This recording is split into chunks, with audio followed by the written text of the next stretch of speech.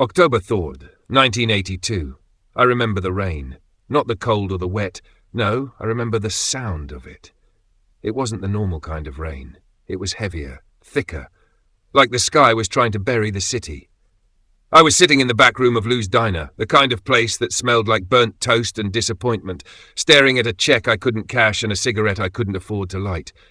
That was life back then. You sat. You waited. You lost. I had just been laid off from my third job in 2 years. Construction wasn't what it used to be. Unions were breaking. Pensions were disappearing like ghosts. And me? I was 26, broke, and watching my mother's house rot from the inside out. Then he walked in, a man in a red coat, crimson, sharp, perfectly tailored like he'd walked out of a magazine no one in this neighborhood could afford. He sat across from me without asking. "Benjamin Carter?" he asked. I looked up slowly. "Who's asking?" He smiled. His teeth were white, too white. "Let's say, someone who sees potential." He reached into his coat and pulled out a black envelope. No return address, no stamp, just my name in silver letters. "An opportunity," he said. "One night, one choice, one chance to change everything." I didn't take it, not at first. "Listen, man, if this is about credit cards or pyramid schemes, it's about survival, Mr. Carter. You're dying slowly. We offer a faster route with a possible reward." He stood up. "Read it, or don't, but don't pretend you're not curious." He left. No name, no number. Just the envelope. And God help me, I opened it. October 4th, 1982. The letter was typed on thick red paper. It said, "You have been selected to participate in the Red Game. If you choose to accept, be at Roosevelt Station, Platform 3 at 11 p.m. sharp. Wear black. Come alone. There will be 6 games. Complete them all and walk away a new man. Fail, and you won't have to worry about bills again. Only those with nothing to lose may win everything." No number. No signature, just a wax seal, a strange symbol like a triangle inside a square with a dot in the middle. I tossed it in the trash. Then I picked it back up. Then I burned it in the sink. Then at 10:45 p.m. I put on my only black shirt and walked to Roosevelt Station. Platform 3 was empty. Fog from the tunnels rolled in like breath from a monster. The lights flickered. I was about to leave when I heard footsteps. Not one set. Many. And out of the mist came them. People, maybe 30, maybe 40, men, women, all shapes, all broken in some way. You could see it, you felt it, that smell of desperation like rust and fear. And then came the train, not CTA, not any train I'd seen. It was red, deep red, like dried blood. No logos, just that same triangle square dot symbol glowing above the doors. They opened with a hiss. Nobody spoke. We just got in. Inside was silence. The lights were dim. A woman next to me had bruises on her neck.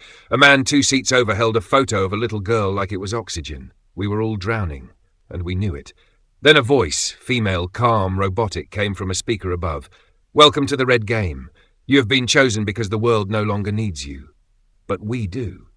If you survive all 6 challenges, you will receive $10,000, tax-free, off-grid, real. If you fail, you will not return. The choice is yours. You may leave now. Final chance." Nobody moved. Not one person. The doors closed.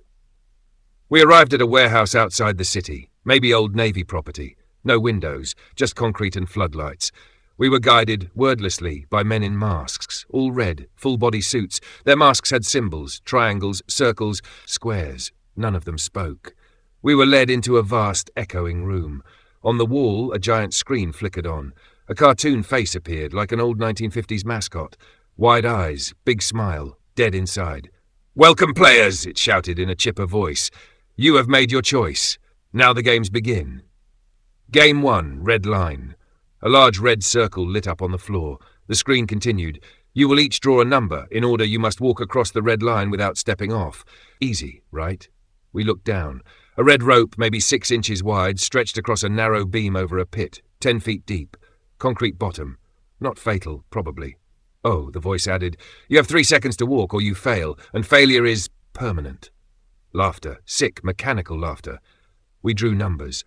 I got 22. The first player, number 1, was a man named maybe 50. His legs shook as he stepped up. The timer counted down from 3, 2, 1. He stepped off the line. Instantly, a red light blinked. One of the masked guards raised a long metal rod and electrocuted him on the spot. Screaming, smoke, collapse. Everyone froze. "Failure detected," said the voice. "Proceed to next player." That was when I realized something awful. This was real. People were going to die, and I had volunteered. When it was my turn, my mouth was dry, my legs worse. I stared down the red line. It looked thinner now, like it was laughing at me. The countdown began. 3, you can leave. Just jump off. Screw the money. No, you need this. For Mom. For you. When I stepped, 1 foot, steady, another, heel to toe.